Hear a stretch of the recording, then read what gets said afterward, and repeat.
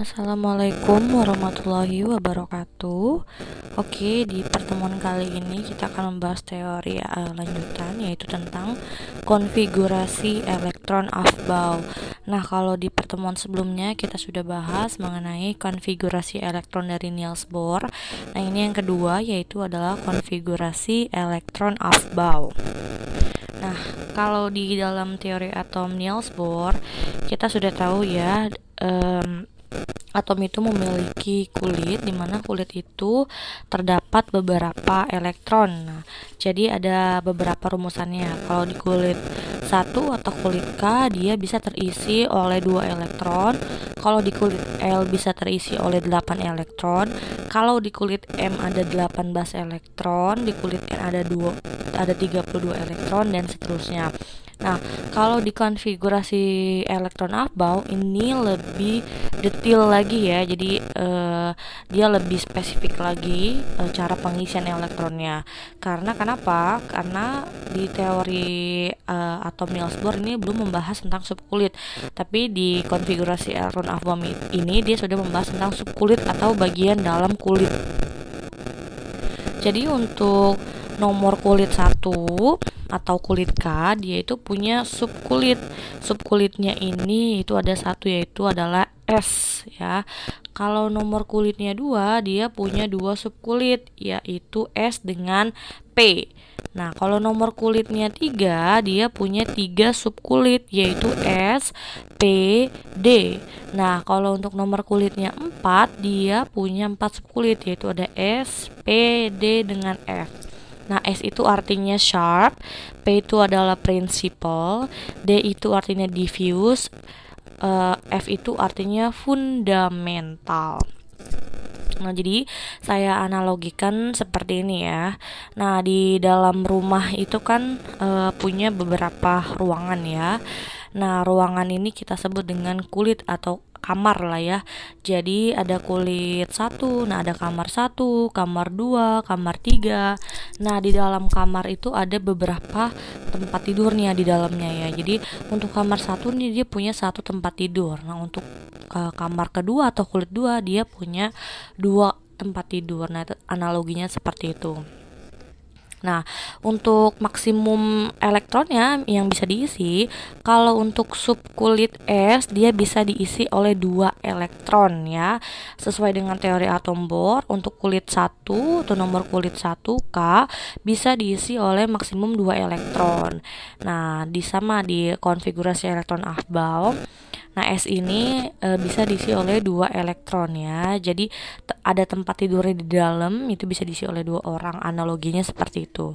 Nah, kemudian untuk nomor kulit 2, ini ada S dengan P. Nah, S ini tadi udah, yang pertama itu ada 2 elektron. Nah, sisanya ini adalah P. P ini bisa diisi oleh 6 elektron. Nah, jadi kalau dijumlahin untuk kamar 2 atau untuk kulit 2 itu ada 2 ditambah 6 sama dengan 8 elektron, sesuai dengan konfigurasi elektron Bohr ya. Kalau kulit kedua itu bisa ditampung oleh maksimum 8 elektron. Nah, untuk kulit ketiga tadi kan punya 3 subkulit, ada S, ada P, dengan ada D. S tadi udah 2, diisi oleh 2 elektron, P bisa diisi oleh 6 elektron, dan D bisa diisi oleh 10 elektron. Jadi kalau kita jumlahin, dalam satu kulit itu bisa diisi oleh 18 elektron. 2 ditambah 6, 8 ditambah 10 sama dengan 18 elektron, sesuai dengan teori atom Bohr lagi ya. Nah, nanti untuk nomor kulit keempat tadi kan ada 4 subkulit ya, ada 4 tempat tidur lah ya, analoginya. Ada S, P, D sama F. S-nya tadi 2, P-nya tadi 6, D-nya 10. Nah, F ini ada 14 elektron. Jadi kalau kita jumlahin itu jumlahnya ada 32 elektron.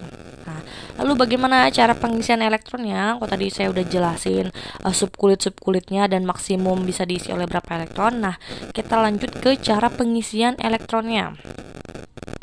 ya. Jadi untuk cara pengisian elektron ini, jadi dia punya energi atau tingkatan-tingkatan energi tertentu ya, kulit-kulit ini. Nah, jadi elektron ini mengisi kulit dengan tingkat energi yang paling rendah dulu, baru dia ke tingkat energi yang paling tinggi. Nah, kulit dengan tingkat energi terendah yaitu adalah kulit nomor 1 atau kulit yang paling dekat dengan inti atom. Nah, jadi cara pengisiannya kita isi dulu yang kulit 1 S. Nah, S di sini tadi subkulitnya ya. S di sini ada subkulit, nanti berapa elektronnya. Nah, tadi kan udah dijelasin di atas kalau S ini bisa diisi oleh maksimum 2 elektron. Nah, kemudian dari 1 S lanjut lagi ke kulit di atasnya atau ke kulit yang tingkat energinya lebih tinggi daripada 1 S, yaitu adalah 2 S. Nah, kemudian dari 2S lanjut ke 2P. Ketika nanti 2P udah penuh, lanjut ke 3S, lanjut ke 3P, ke 4S, 3D, 4P, 5S, 4D, 5P, 6S, 4F, 5D, dan seterusnya ya. Jadi urutannya kita isi elektronnya seperti itu ya. Jadi itu adalah tingkatan energi terendah baru ke tingkatan energi tertinggi. Nah, di sini saya kasih contoh itu ada 1S2. 1 itu menunjukkan nomor kulit, S itu menunjukkan nama subkulit, dan 2 itu adalah jumlah elektronnya ya. Oke, lanjut ke contohnya untuk lebih jelasnya. Di sini saya punya contoh. Tuliskan konfigurasi elektron asbau unsur berikut. Nah, untuk soal yang pertama ini di sini ada unsur F atau unsur fluor ya. Kalau kita lihat di sistem tabel periodik, F ini memiliki nomor atom 9. Ya. Nah, kita udah bahas kemarin-kemarin kalau nomor atom itu sama dengan jumlah elektron. Nah, berarti si F ini punya 9 elektron. Lalu bagaimana susunan atau konfigurasinya? Nah, jadi susunan elektron dalam atomnya kita isi dulu. Yang pertama tadi cara pengisiannya harus di 1S dulu ya, karena dia memiliki energi yang paling rendah. Oke, kita tulis 1S. Nah, 1S tadi S di dalam tabel yang tadi yang pertama, S itu berapa jumlah maksimumnya? Jadi si S ini bisa diisi oleh 2 ya. Kita analogikan si tempat tidur ini bisa diisi oleh 2 orang ya. Jadi kita masukin tuh, kan tadi ada 9 elektron atau 9 orang. Kita masukin dulu 2 orang yang pertama. Ya, jadi baru 2, kemudian sisa berapa supaya jadi 9. Nah, karena ini masih ada 9 orang, berarti ada 7 orang lagi yang belum mendapatkan tempat tidur ya, atau belum mendapatkan kamar. Nah, 7 orang lagi masuk ke mana? Masuk ke kamar selanjutnya setelah 1S. Kemudian kamar selanjutnya itu adalah 2S. Ya, kamar selanjutnya 2S. Nah, tadi S ini juga sama, masih memiliki berapa tempat tidur? S masih memiliki 2 tempat tidur maksimal ya. Jadi kita isi 2 elektron atau 2 orang lagi. Nah, kita jumlahin ya, dari tadi kulit yang satu sama kulit yang kedua. 2 ditambah 2, 4. Nah, jumlahnya ada 9, berarti kurang 5 lagi ya. 5 lagi kita taruh di mana? Kita lanjut taruh lagi. Setelah dari 2S, kemudian naik satu tingkat lagi itu ada 2P. Nah, sisanya 5. Berarti 5 elektron ini masuk ke dalam kulit 2P ya, subkulit P. Nah, kenapa langsung 5? Karena P di atas tadi bisa diisi oleh 6 elektron, atau si tempat tidur ini bisa muat oleh 6 orang. Nah, jadi si 5-5-nya boleh masuk ke situ ya. Jadi jumlah elektronnya itu yang udah saya buletin warna biru.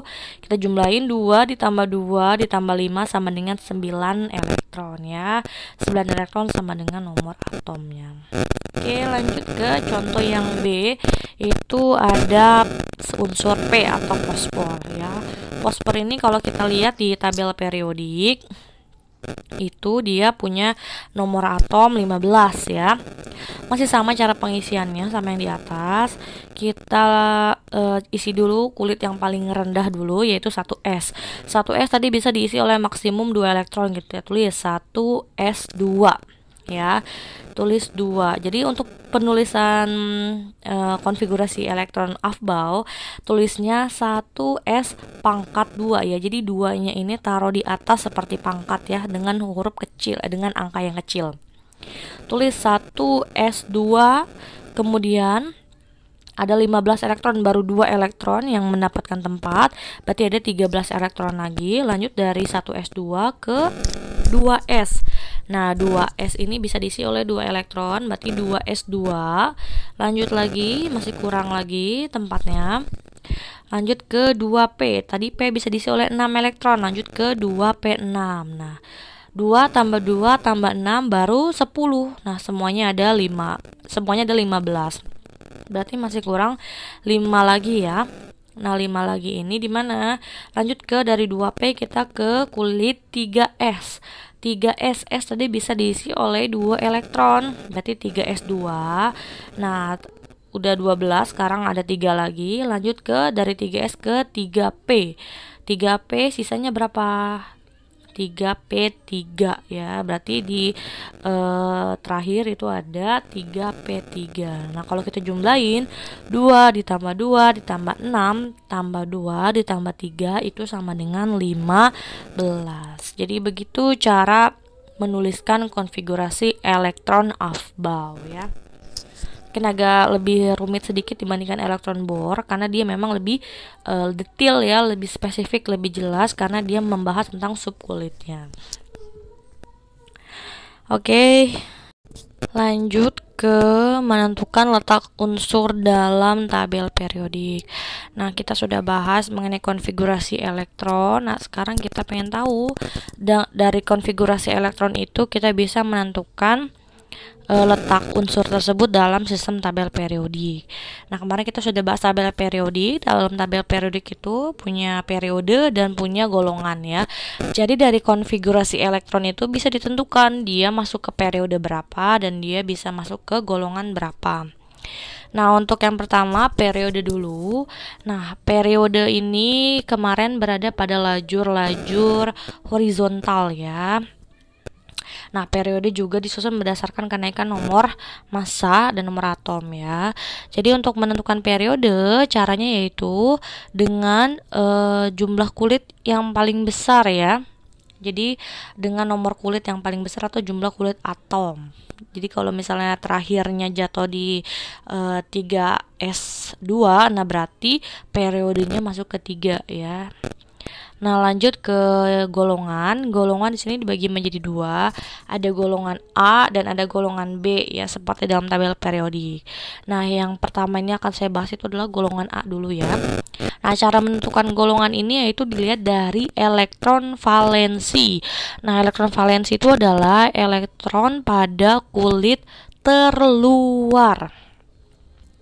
Jadi untuk menentukan golongan itu bisa dilihat dari elektron valensinya.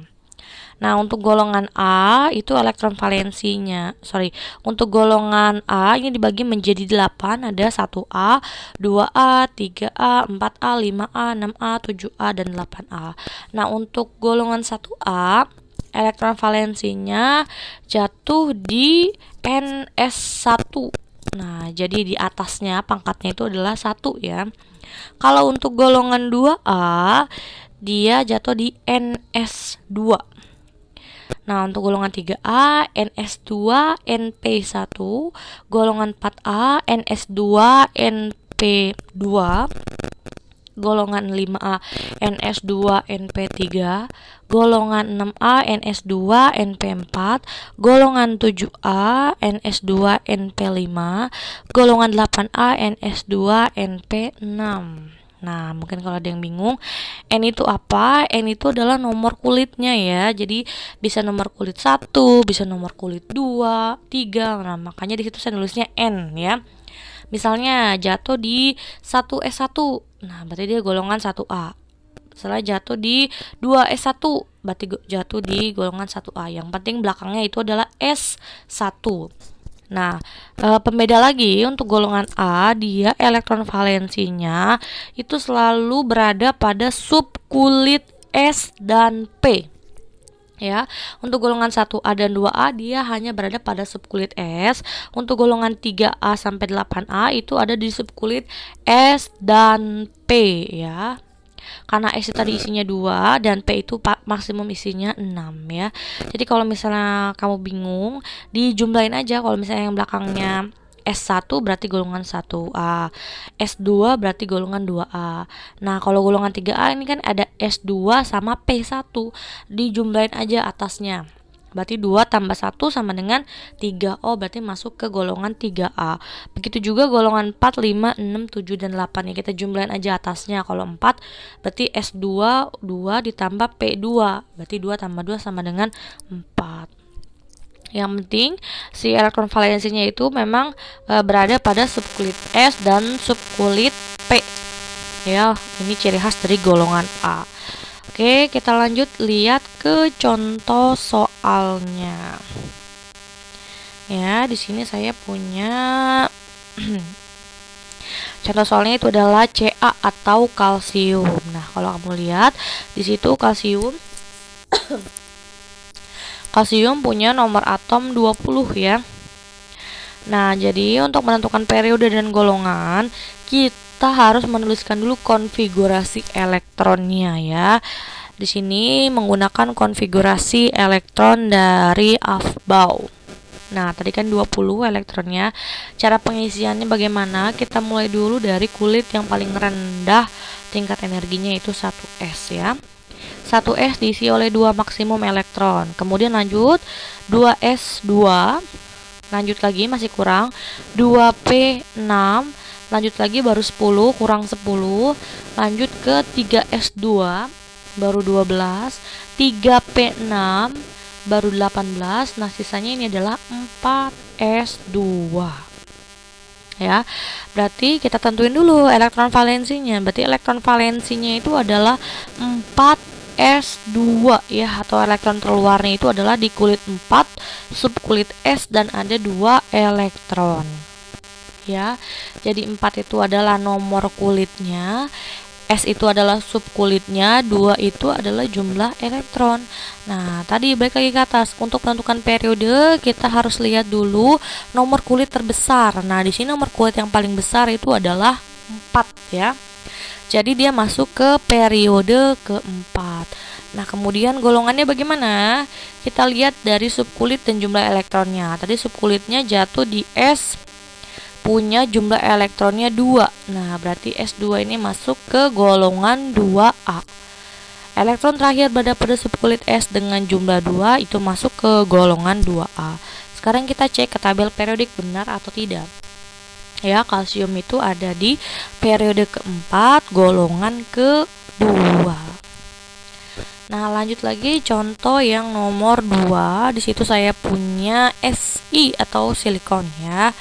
Silikon punya nomor atom 14. Nah, sekarang kita tentukan periode dan golongannya.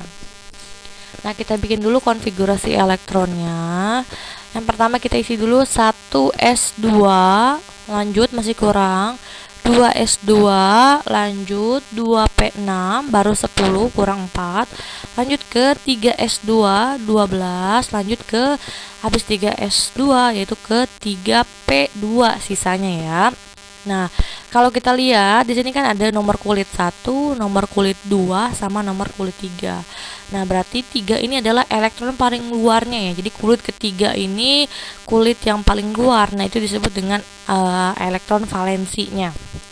Jadi elektron valensinya ini ada di kulit nomor 3 ya. Kita tulis berarti kulit terluarnya atau elektron valensinya ini ada 3S2 sama 3P2. Nah, tadi untuk menentukan periode kita lihat dari nomor kulit paling besar. Nah, nomor kulit paling besar atau paling luar ini adalah 3. Berarti silikon masuk ke periode ketiga. Nah, untuk menentukan golongan kita jumlahin elektron valensinya. Tadi elektron valensinya jatuh pada S2 dengan P2 ya. Nah, berarti kita jumlahin aja atasnya 2 ditambah 2 sama dengan 4. Berarti dia masuk ke golongan 4A ya. Kenapa A? Karena dia jatuh di subkulit S dengan P. Begitu cara menentukan cara menentukan periode dan golongan unsur dalam tabel periodik. Lanjut ke golongan B. Nah, ini ya beda dengan golongan A. Tadi kalau golongan A dia selalu jatuh pada subkulit S dan subkulit P ya. Kalau untuk golongan D sendiri, elektron valensinya itu ada di subkulit S dan subkulit D. Ya, itu ciri khas dari golongan B, pasti ada kulit D-nya ya. Elektron terakhirnya maksudnya jatuhnya. Oke. Jadi di sini kan kalau kita lihat tabel periodik, golongan B itu dimulai dari 3B dulu yang paling kiri. Nah, jadi ada 3B, 4B, 5B, 6B, 7B, 8B, 1B, kemudian baru 2B. Nah, yang spesial lagi untuk golongan B di sini 8-nya ini punya 3 blok ya. Jadi ada masih golongan 8B juga. Nanti ada blok 1, blok 2 dan blok 3 ya. Nah, oke, untuk yang golongan 3B, kita lihat dulu elektron valensinya. Nah, di sini rumus elektron valensinya itu adalah NS2 N-1D1. Nah, jadi apa ini maksudnya NS2 N-1D1? Nah, kalau misalnya N-nya di sini 4, nah berarti nanti 4S2 N-1 berarti 4 dikurang 1 sama dengan 3. Berarti nanti jatuhnya di 3D1 ya. Jadi kalau S-nya ada di 4, D-nya pasti ada di 3. Kalau S-nya terakhirnya nanti ada di 5, berarti D-nya ada di 4. Kalau nanti S-nya jatuh di 6, berarti D-nya ada di 5 ya. Jadi begitu urutannya ya. Jadi tidak seperti di golongan A. Kalau di golongan A kan dia selalu sama ya N-nya. Jadi kalau misalnya di sini 2S2 nanti 2P 2 gitu ya. Jadi sama-sama 2. Tapi kalau untuk di golongan B, S-nya lebih tinggi daripada D-nya, nilai kulitnya ya, nomor kulitnya. Oke, sama seperti golongan A juga, tinggal dijumlahin aja atasnya. Berarti kalau misalnya dari S itu punya 2 dan D1, kita jumlahin aja 2 tambah 1 sama dengan 3. Berarti dia masuk ke golongan 3B. Nah, untuk yang 4B, kita jumlahin aja atasnya. Itu ada NS2 N-1D2. Berarti kita jumlahin aja S sama D-nya ya. Elektron atasnya maksudnya, berarti S-nya ada 2, D-nya 2, 2 tambah 2, 4. Nah, untuk yang 5 juga sama, 2 tambah 3 sama dengan 5. Yang 6 sama yang 7. Nah, saya akan jelasin yang 8, yang 1B dan yang 2B. Nah, untuk yang 8, karena tadi di sistem tabel periodiknya ada 3 blok. Nah, untuk blok yang pertama, kalau kita jumlahin nilai elektronnya ada 8, itu S2 sama D6, kan berarti 2 tambah 6 sama dengan 8. Itu masuk ke golongan 8B. Nah, kalau misalnya kita jumlahin elektronnya S2 sama D7, 2 tambah 7 sama dengan 9 ya. Nah, kan nggak ada golongan 9. Nah, itu masih masuk ke golongan 8B yang blok yang kedua ya. Oke, sekarang kalau kita jumlahin S-nya 2 dan D-nya 8, berarti kan 10 jumlahnya. Kan nggak ada golongan 10, berarti masuk ke blok 8, ke golongan 8 yang blok yang yang ketiga ya. Nah, tadi udah jelasin dari awal-awal kalau subkulit D ini dia punya atau bisa diisi maksimum oleh 10 elektron ya. Jadi ada 1, 2, 3, 4, 5, 6, 7, 8, 9, 10. Nah, terus lanjut ke 1B. Nah, kalau 1B ini kalau kita jumlahin elektronnya ada 11, dia masuk ke dia masuk ke golongan 1B. Nah, kalau misalnya kita jumlahin elektronnya ada 12, itu masuk ke 2B ya. Jadi kalau 8, 9, 10 masih masuk ke 8, kemudian kalau 11 masuk ke 1B, kalau 12 masuk ke 2B ya. Begitu cara pengisian golongan B. Oke, di sini saya punya contoh. Kita lihat contohnya. Tentukan letak unsur Sc atau skandium dalam tabel periodik. Nah, Sc ini punya nomor atomnya 21. Oke, kita tulis dulu konfigurasi elektronnya. 1S2, 2S2, 2P6, 3S2, 3P6, 4S2. Nah, yang terakhir ini ada 3D1 ya. Nah, jadi elektron valensi yang mana? Elektron valensinya yang saya garisin, yang saya buletin merah. Nah, jadi di sini ada dua, yaitu 4S2, 3D1. Tadi udah saya jelasin juga di awal. Kalau S-nya 4, D-nya pasti 3. Kalau S-nya 5, D-nya pasti 4. Jadi tidak sama nomornya. Nah, jadi elektron valensinya 4S2, 3D1. Nah, sekarang kita tentuin periodenya. Nah, periodenya itu dilihat dari nomor kulit yang paling besar ya. Nomor kulit yang paling besar sini ada di elektron valensinya ada 4 sama 3. Nah, yang paling besar yang mana? Yang paling besar itu adalah nomor 4. Berarti dia masuk ke periode ke-4. Nah, sekarang kita lihat golongannya. Golongan kita lihat dari jumlah elektronnya. Nah, di S tadi elektronnya ada 2. Di D ada 1. Berarti kalau kita jumlahin ada 3. Berarti masuk ke golongan 3B ya. Begitu caranya. Oke, mungkin cukup sekian untuk hari ini. Saya ucapkan assalamualaikum warahmatullahi wabarakatuh.